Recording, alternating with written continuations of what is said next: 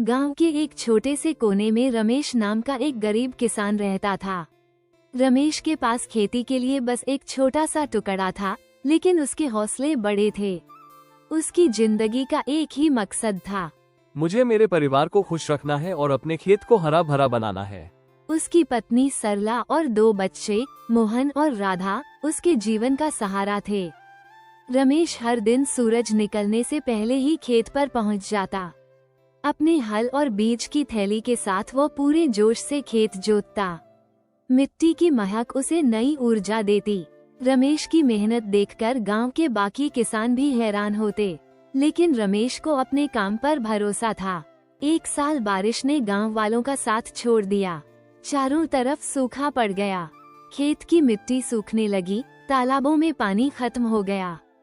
कई किसानों ने अपने खेतों को छोड़ दिया, लेकिन रमेश ने हार नहीं मानी।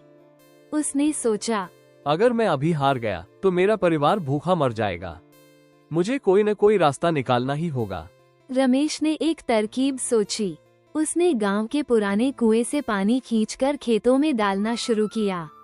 दिन रात रमेश खेत में डालता रहा। उसकी पत्नी सरला भी बाल्टी भर भर कर पानी लाने लगी। बच्चे भी अपने पिता की मदद करने लगे।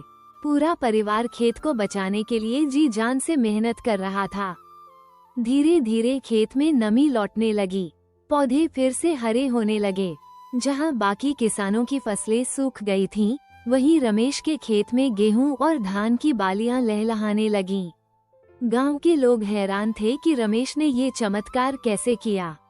एक दिन गांव के सरपंच ने रमेश को बुलाया और कहा, रमेश, तुमने जो किया है वह किसी चमत्कार से कम नहीं। तुम्हारी मेहनत और लगन ने तुम्हें इस सूखे से बचाया है। तुम्हारी सफलता पूरे गांव के लिए प्रेरणा है।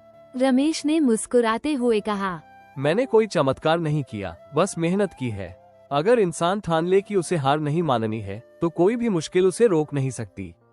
कटाई के समय रमेश के खेत में भरपूर फसल हुई। उसने फसल बेचकर अच्छा मुनाफा कमाया। उसने उन पैसों से अपने बच्चों की पढ़ाई का खर्च निकाला और घर के लिए जरूरी सामान खरीदा। उसके खेत की सफलता ने पूरे गांव के किसानों को नई प्रेरणा दी। अब गांव के बाकी किसान भी रमेश की तरह मेहनत करने लगे। रमेश की कहानी ने ये साबित कर दिया कि मेहनत का फल जरूर मिलता है। हालात कितने भी खराब क्यों न हो, अगर इंसान हिम्मत और मेहनत से काम करे तो सफलता जरूर मिलती है। रमेश की यह कहानी आज भी गांव में सुनाई जाती है और